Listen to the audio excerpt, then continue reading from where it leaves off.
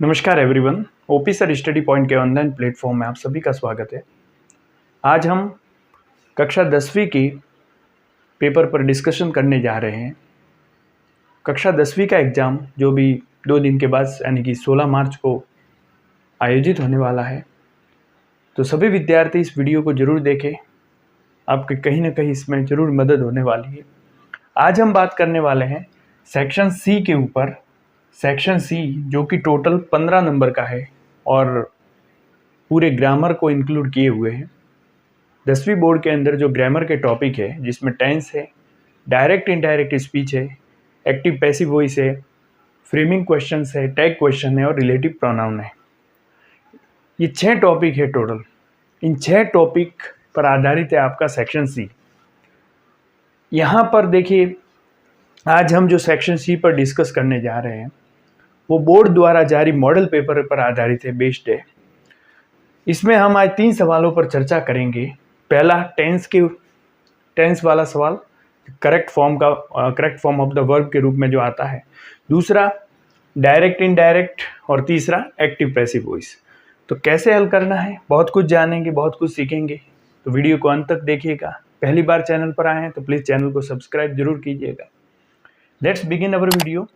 पहला है, देखिए, ये क्वेश्चन नंबर 6 के रूप में आपके सामने आएगा। छठा प्रश्न है जो कि इसके अंदर correct form of the verb का सवाल है, जिसमें 4 सवाल आपके सामने होंगे एक एक नंबर के। तो देखिए, पहला सवाल क्या है। आई वर्ब यूज करना है आपको, गो टू जयपुर यस्टरडे। सबसे पहले देखिए जानेंगे कि correct form of the verb का जो सवाल होता है उसके अंदर जो कोष्टक में वर्ब दिया हुआ होता है वो हमेशा वर्ब का बेस फॉर्म यानी कि वर्ब का फर्स्ट फॉर्म होता है। इस बात को सदैव याद रखना है। अब आपको क्या करना है, इस वाक्य को समझना है और गो जो कि दिया हुआ है फर्स्ट फॉर्म, इसका सही रूप में किस प्रकार से इस्तेमाल करना है वो हमें जानना है। तो देखिए, वाक्य को पढ़ते हैं। आई गो टू जयपुर यस्टरडे। हमने टेंस संबंधी वीडियो पहले पढ़ लिए हैं। यदि आपने नहीं देखे हैं तो आप देख सकते हैं, इसी चैनल की टेंस नाम की प्लेलिस्ट में आपको मिल जाएंगे। आई बटन पे भी लिंक दे दिया है, वहाँ पर क्लिक करके भी आप देख सकते हैं। तो यहाँ पर कुछ कीवर्ड्स होते हैं जिनके आधार पर हम टेंस की पहचान कर पाते हैं। तो यहाँ पर देखिए, यस्टरडे का प्रयोग हुआ है और जहाँ भी यस्टरडे का प्रयोग होगा वहाँ हमेशा पास्ट सिंपल टेंस होता है, यानी वर्ब का सेकेंड फॉर्म यूज होगा। तो यहाँ पर गो का सेकेंड फॉर्म वेंट होता है, तो हमारा राइट आंसर होगा वेंट। तो ये 1 नंबर का सवाल। देखिए आगे बढ़ते हैं। ही यूजुअली, फिर टेक यहाँ पर वर्ब है, ब्रेकफास्ट एट 8 AM। यहाँ पर यूजुअली का प्रयोग हुआ है, यूजुअली का प्रयोग, और यूजुअली का जहाँ प्रयोग होगा वह प्रेजेंट सिंपल का यूज होगा और प्रेजेंट सिंपल सब्जेक्ट ही है, तो यहाँ पर हम टेक्स का प्रयोग करेंगे। तो यहाँ पर भी राइट आंसर होगा ए। तीसरे नंबर पे देखते हैं। वी यहाँ पर वर्ब है, study in this school for 3 years। यहाँ पर देखिए 4 का प्रयोग हुआ है, के साथ में टाइम का प्रयोग हुआ है, 4 प्लस टाइम। जनरली आपने पढ़ा होगा 4 या सिंस प्लस टाइम का प्रयोग परफेक्ट कंटिन्यूस टेंस होते हैं, जो प्रेजेंट परफेक्ट कंटिन्यूस टेंस है, पास्ट परफेक्ट कंटिन्यूस टेंस है या फ्यूचर परफेक्ट कंटिन्यूस टेंस है, वहाँ पर होता है। लेकिन आपको शायद पता नहीं होगा कि 4 और सिंस का प्रयोग प्रेजेंट परफेक्ट टेंस के अंदर भी होता है, प्रेजेंट परफेक्ट टेंस के अंदर भी होता है। जब कोई घटना भूतकाल में शुरू हुई हो और वर्तमान तक चल रही हो, वहाँ पर प्रेजेंट परफेक्ट के अंदर भी 4 और सिंस का प्रयोग होता है। 4 का प्रयोग पीरियड ऑफ टाइम के आगे और सिंस का प्रयोग पॉइंट ऑफ टाइम के आगे होता है। विद्यार्थी अक्सर कंफ्यूज होते हैं, जैसे कि 4 प्लस टाइम देखा तो उनके दिमाग में आएगा प्रेजेंट परफेक्ट कंटिन्यूस टेंस। अब आप यहाँ पर उदाहरण जो ऑप्शंस दिए उन पर बात करेंगे। तो देखिए, पहला है विल स्टडी, जो कि फ्यूचर टेंस, फ्यूचर सिंपल का है, जो कि हो नहीं सकता। दूसरा लिखा है हैव स्टडीड, ये प्रेजेंट परफेक्ट है। तीसरा है एम स्टडिंग, जो कि प्रेजेंट कंटिन्यूस है। और है हैव स्टडिंग, तो हैव स्टडिंग तो हो ही नहीं सकता क्योंकि हैव के साथ थर्ड फॉर्म का यूज होता है। तो ये तो ऑप्शन टोटली रॉन्ग है। 3 ऑप्शन। अब अपना जो प्रेजेंट परफेक्ट कंटिन्यूज है, अपने दिमाग में आता है कि वी है तो हैव बीन स्टडिंग होना चाहिए, लेकिन नहीं दिया है तो आपको एक बात का सदैव ध्यान रखना है, यदि प्रेजेंट परफेक्ट कंटिन्यूस टेंस का कोई ऑप्शन उपलब्ध नहीं है तो आपको प्रेजेंट परफेक्ट का ऑप्शन यूज करना है। तो यहाँ पर है हैव स्टडीड, तो इसका राइट आंसर हो जाएगा बी। उसके बाद देखते हैं चौथा number, the train leave before I reached. अब यहाँ पर ध्यान देने योग्य बात है कि जहाँ भी बिफोर का प्रयोग होगा, बिफोर के बाद यदि सेकंड फॉर्म का यूज हो रहा है, बिफोर के बाद सेकंड फॉर्म का यूज होगा, तो बिफोर से पहले हेड प्लस थर्ड फॉर्म का यूज होगा। तो यहाँ पर देखिए left, had left, was living, had been living, तो यहाँ पर हैड लेफ्ट है, तो यहाँ पर ऑप्शन राइट होगा बी, हैड लेफ्ट का प्रयोग होगा। उसके बाद तो ये बात हुई correct form of the verb की। उसके बाद बात करते हैं, ये 7वां सवाल है आपके सामने, change the following sentences into indirect speech. यहाँ पर अपने को इनडायरेक्ट स्पीच में बदलना है, जानते हैं कैसे बदलना है। देखिए पहला सवाल है, Archie said to me I respect you. तो यहाँ पर हमें लिखना है, पहले हम आर्ची लिखेंगे, इस सेड टू को टोल्ड में बदल देंगे। Archie told me, inverted commas को हटाकर दैट का प्रयोग करेंगे। उसके बाद प्रोनाउन को चेंज करेंगे, यहाँ पर आई देखिए, आई फर्स्ट पर्सन का सब्जेक्टिव केस है। फर्स्ट पर्सन के अंदर जो चेंज होता है वो सब्जेक्ट के हिसाब से होता है। अब सब्जेक्ट चूँकि आर्ची एक किसी महिला का नाम है, तो यहाँ पर हम इसके लिए प्रोनाउन का प्रयोग करेंगे शी, ठीक है। उसके बाद रेस्पेक्ट यू, ये प्रेजेंट सिंपल टेंस है, तो टेंस चेंज करते समय ये पास्ट सिंपल में हो जाएगा, तो रेस्पेक्ट का रेस्पेक्टेड हो जाएगा, सेकंड फॉर्म यूज हो जाएगा। अब यहाँ पर देखिए यू जो कि सेकंड पर्सन है और ऑब्जेक्टिव केस में है, तो सेकंड पर्सन में हम चेंज करते हैं रिपोर्टिंग वर्ब के ऑब्जेक्ट के हिसाब से। रिपोर्टिंग वर्ब का ऑब्जेक्ट है मी, तो शी रेस्पेक्टेड यू का हो जाएगा मी। इस प्रकार होगा, Archie told me that she respected मी।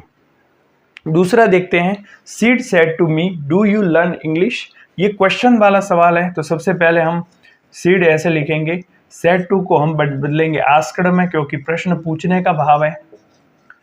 और देखिए क्वेश्चन हेल्पिंग वर्ब से शुरू हो रहा है, डू से शुरू हो रहा है, तो जब भी क्वेश्चन हेल्पिंग वर्ब से शुरू हो तो हमें कंजक्शन के रूप में इफ का प्रयोग करना है, तो यहाँ इफ हम लगाएंगे।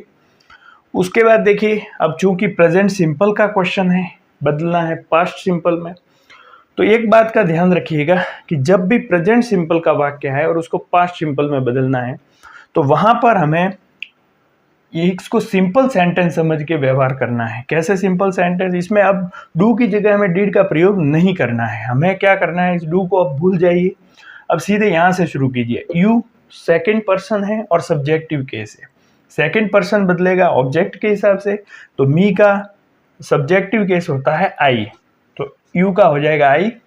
इफ आई, अब लर्न है प्रेजेंट सिंपल में है, तो इसका पास्ट सिंपल में सेकंड फॉर्म होगा, इफ आई लर्नड इंग्लिश, और फुल स्टॉप लग जाएगा। ऐसा देखिए, डायरेक्ट इनडायरेक्ट के अंदर जब भी क्वेश्चन को आप रूपांतरित करते हो, उसको चेंज करते हो, तो लास्ट में फुल स्टॉप लगता है, क्वेश्चन मार्क नहीं लगता है। अब देखिए ये 2 सवाल हो गए, ये भी एक एक नंबर के 2 नंबर के सवाल है। फिर 10वां क्वेश्चन है, 10वें क्वेश्चन डायरेक्ट में एक्टिव पैसिव वॉइस पे आता हूँ। देखिए, change the following sentence into passive voice. अब पैसिव वॉइस में कैसे बदलना है, देखिए पहला उदाहरण है, प्रतीक विल राइट अ लेटर। तो यहाँ पर देखिए सबसे पहले क्या होता है, जब भी पैसिव वॉइस में बदलते हैं तो हमें ऑब्जेक्ट को सब्जेक्ट बनाना है। तो यहाँ पर देखेंगे तो ऑब्जेक्ट है अ लेटर, तो अ लेटर को हम सब्जेक्ट बनाएंगे, अ लेटर। उसके बाद देखिए ये फ्यूचर सिंपल का वाक्य है, और एक्टिव पैसिव वॉइस के अंदर विल, शैल या कोई भी मॉडल हो तो उसके बाद में हमें बी का प्रयोग करना है। तो अ लेटर विल बी, और थर्ड फॉर्म का यूज करेंगे। पैसिव वॉइस में कोई भी टेंस हो थर्ड फॉर्म का यूज होता है। राइट है तो रिटर्न हो जाएगा। फिर सब्जेक्ट बाय प्लस सब्जेक्ट होगा बाय प्रतीक, सिंपल सी बात है। A letter will be written by Prateek, तो इस प्रकार से ये बनेगा। अब दूसरा देखिए, प्लीज ओपन योर बुक, ये इंपेरेटिव सेंटेंस है, रिक्वेस्ट वाला वाक्य है, यहाँ पर प्लीज का प्रयोग हुआ है। तो प्लीज वाले वाक्यों को कैसे हल करना है, देखिए टोटल एक्टिव पैसिव वॉइस को यदि आपको पढ़ना है तो आप एक्टिव पैसिव वॉइस के नाम से प्लेलिस्ट बनी हुई है, उसमें जाएं, एक एक वीडियो एक एक प्रकार के वाक्य को अच्छे तरीके से डिस्क्राइब करता है, तो बढ़िया ढंग से वहाँ पर पढ़े। अब इसको कैसे करना है, देखिए जब भी प्लीज का प्रयोग हो तो आपको करना है you are requested to, please को हटाकर आपको करना है यू आर रिक्वेस्टेड टू, यहां तक, ठीक है।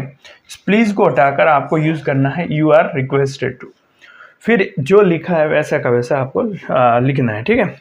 You are requested to open your book, open your book, you are requested to open your book. तो इस प्रकार से आपको पैसिव वॉइस को हल करना है।